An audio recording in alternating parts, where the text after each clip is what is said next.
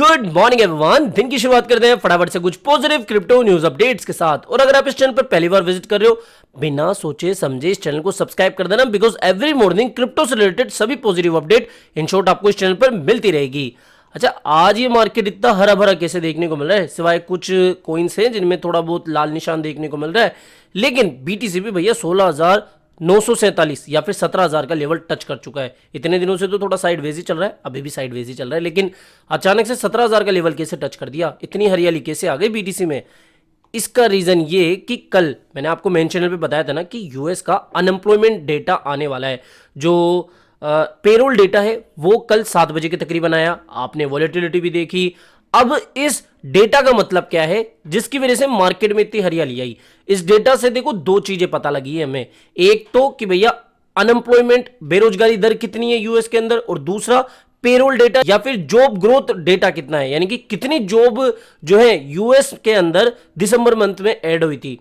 देखो, एक चीज क्लियरली समझा दूं, वैसे इस पूरी रिपोर्ट को अपने मेन चैनल पे अच्छे तरीके से डिस्कस करेंगे, बिल्कुल आसान भाषा में, लेकिन इन शॉर्ट तो अभी आप ये समझ लो कि नवंबर में 2,63,000 जॉब्स जो थी ना वो ऐड हुई थी नवंबर के मंथ में, और दिसंबर में 2,23,000 जॉब ऐड हुई है यूएस के अंदर। अब यहां पर आप सोचोगे कि 2,63,000 नवंबर में और 2,23,000 दिसंबर में, ये तो कम हुई ना, 40,000 का अंतर आया है। लेकिन ये पॉजिटिव बात है, क्योंकि जितना लोगों को कम जॉब्स मिलेगी उतना लोग थोड़ा सा बचत करेंगे या फिर स्टॉक मार्केट की तरफ जाएंगे, क्रिप्टो की तरफ जाएंगे। उनको लगेगा कि भैया जॉब्स में या फिर और चीजों में तो इतना है नहीं, तो थोड़ा सा इनमें भी हाथ पैर मार ले, तो थोड़ा बहुत वहां से भी पैसा निकल के मार्केट में आता है। इसके अलावा इन्फ्लेशन जो है वो कहीं ना कहीं थोड़ा सा कंट्रोल होने लगती है, क्योंकि लोग फालतू का पैसा नहीं उठाएंगे। इसके अलावा लोग जो है अनशंट लोन नहीं लेंगे किसी भी चीज को खरीदने के लिए, तो इसकी वजह से क्या ब्याज दरें भी इतनी नहीं बढ़ेगी। वैसे पूरी रिपोर्ट को मैं समझा दूंगा, लेकिन इन शॉर्ट अभी तो ये समझो कि ये जो डेटा निकल के आया है ये पॉजिटिव है, ठीक है। इसकी वजह से मार्केट में हमें थोड़ी हरियाली देखने को मिली। अगली अपडेट की बात करें, आईआरएस यूएस की जो इंटरनल रेवेन्यू सर्विस है, उनके एक ऑफिशियल ने ये कहा है, उनका स्टेटमेंट है कि crypto is here to stay and becoming more legitimate, यानी कि समय के साथ जो क्रिप्टो है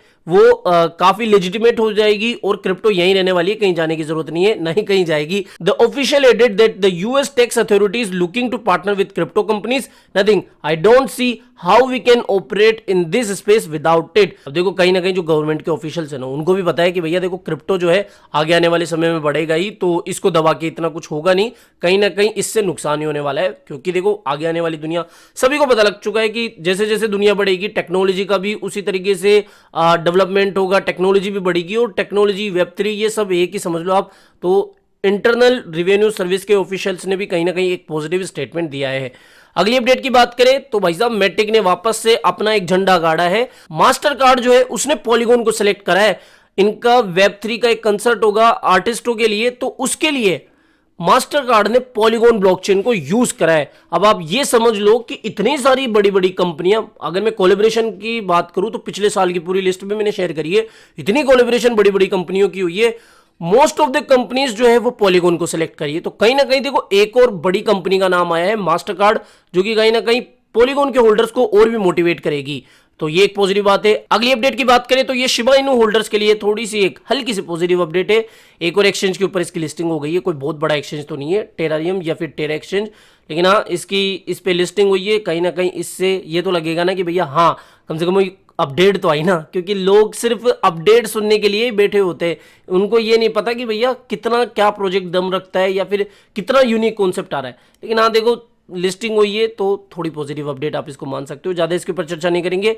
नेक्स्ट अपडेट की बात करते हैं, इजराइल की जो सिक्योरिटी वॉचडॉग है वो भी भैया क्रिप्टो करेंसी एसेट्स को रेगुलेट करने की देख रहे हैं कि भैया किस तरीके से हम जल्द से जल्द इसको रेगुलेट करें।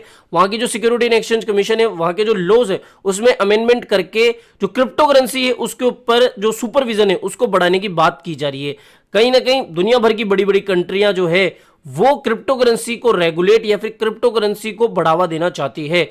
यहां पर ये जो अपडेट है इजराइल से आने वाली, ये तो रेगुलेशन से जुड़ी हुई अपडेट है। तो बस यही 3-4 अपडेट थी। आई होप ये सारी अपडेट्स इन शॉर्ट आपको समझ में आ चुकी होगी। तो वीडियो पसंद आया हो तो डेफिनेटली वीडियो को लाइक करना है, चैनल आप ही का काम करते चैनल को भी सब्सक्राइब करके रख लेना है। मिलते हैं जल्दी नई अपडेट के साथ। टिल देन जय हिंद, जय भारत।